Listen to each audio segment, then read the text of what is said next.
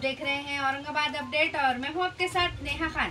Bulletin की शुरुआत करते हैं फटाफट न्यूज के साथ। प्रगति पेट्रोल पंप के करीब 4 गाड़ियों को आग।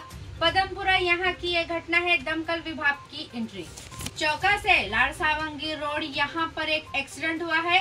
अभी तक एक्सीडेंट हुए आदमी की पहचान नहीं हो पाई। पैठन तालुके में बिड़कीन यहाँ अवैध मटका बुग्गी नाम का जुआ सरेआम शुरू। समाजवादी पार्टी की सांसद इकरा हसन पहुंची सुप्रीम कोर्ट। कहां मस्जिद और दरगाह को बनाया जा रहा है निशाना। समाज सेवक साहेब खान पठान ने कहा, सभी अधिकारियों की असलियत मेरे पास। 2024 में हुए नालों की साफ सफाई में हुए भ्रष्टाचार की कार्रवाई हो। इसमें शामिल कार्यकारी अभियंता, उप कार्यकारी अभियंता इन्हें सस्पेंड किया जाए। इस मांग को लेकर महानगर पालिका के सामने आसिफ अबरार खान बेमुदत उपोषण पर बैठे हैं। मेरा नाम आसिफ अबरार खान है। मानवीय हक पत्रकार, सामाजिक कार्यकर्ता। लड़ा अन्याय विरुद्ध, लड़ा भ्रष्टाचार विरुद्ध।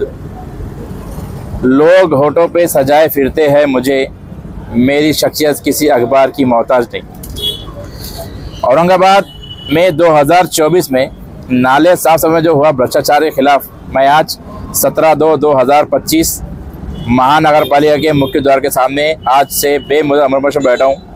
मेरी इसमें प्रमुख मांगनी है, सन 2024 में जो नाले साफ सफाई के अंदर जो भ्रष्टाचार हुआ है उसमें तत्कालीन कार्यकारी अभियंता जल निसारण, कार्यकारी उप अभियंता यांत्रिकी विभाग और वार्ड अभियंता 1 से लेकर 10 तक ये समय अधिकारियों ने जिसमें सबकी सारगार्ड से मिलजुल कर इसमें भ्रष्टाचार किया है। इसमें लाखों करोड़ भ्रष्टाचार हुआ है और ना नाले साफ सफाई हुए, फिर पैसा गयागा।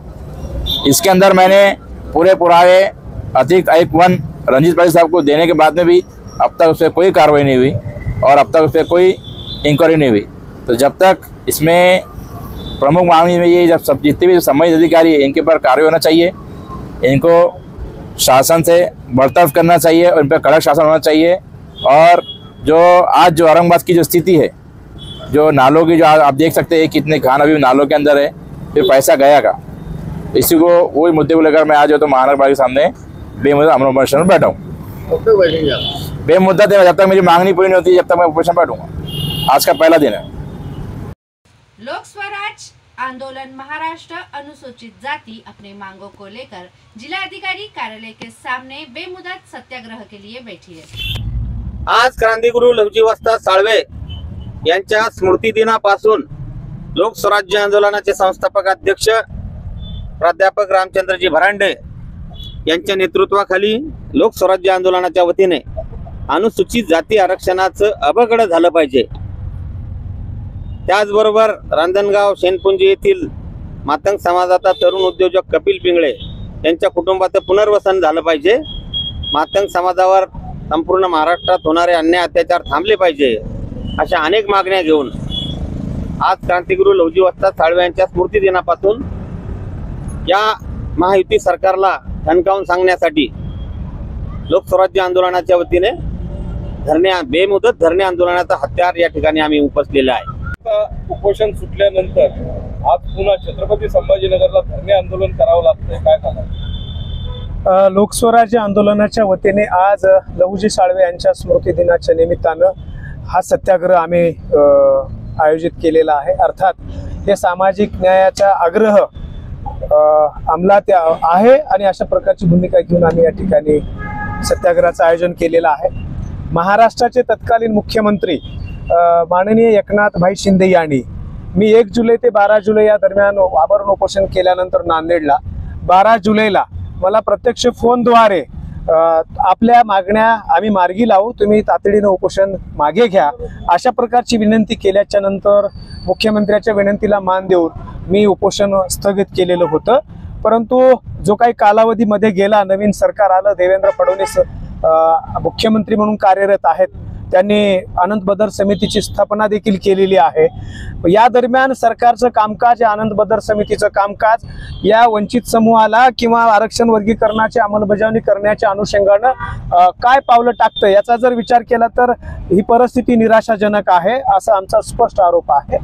आणि म्हणून मुख्यमंत्री देवेंद्र फडणवीस यांनी हे महाराष्ट्र सरकारचे मुख्यमंत्री आहेतच आहेत, परंतु या सरकारचे बॉस आहेत, तेच पूर्णतः निर्णय घेत आहेत.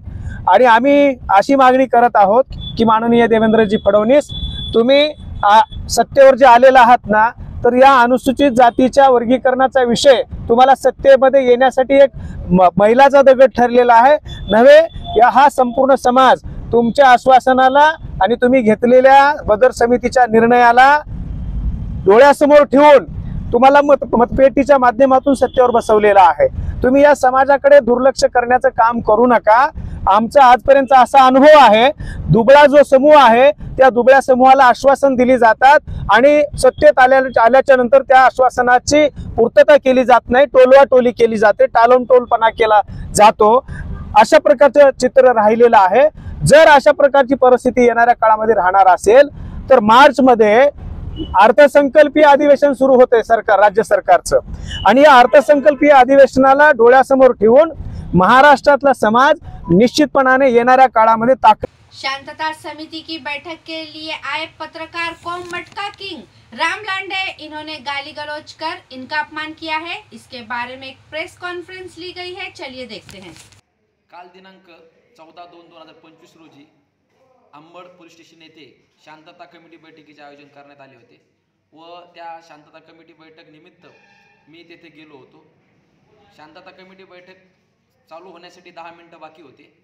त्या संदर्भात मी तिथे बसलेलो होतो. त्यानंतर रामशेठ लांडे जे आहेत ते तिथे त्या बैठकीला उपस्थित होते. त्यांनी मला बोलले, मला म्हटले की तुम्ही बातमी का छापली. तर मी त्यांना म्हणालो की सर, माझ्याकडं संबंधित व्यक्तीने माननीय SP साहेबांना तक्रार दिलेली आहे, त्या तक्रारीच्या अनुषंगाने मी ती बातमी छापली आहे व तसेच त्या संबंधित व्यक्तीने मला व्हिडिओमध्ये बाईटसुद्धा दिलेली आहे. तर त्यांना मी तसं सांगितलं असता त्यांना मी असं म्हणालो की तुमचं जर काही म्हणणं असेल तर ते पण मी छापायला तयार आहे. त्यावेळेस ते मला म्हणाले, खूप शहाणा झाला का, खूप मोठा पत्रकार झाला का, तुला दाखवू का, तुझ्या कानाखाली जाळ काढीन, तू पोलीस स्टेशनच्या बाहेर भेट, तुला मारून टाकीन, अशा धमक्या मला दिल्या. त्यानंतर जी शांतता कमिटी बैठक आहे, शांतता कमिटी बैठक पार पाडल्याच्या नंतर जे IAS अधिकारी आहेत सिद्धार्थ बारवाल साहेब, मी त्यांना पूर्ण घडलेली हकीकत सांगितली. त्यानंतर त्यांनी सांगितलं की तुम्ही तक्रार द्या.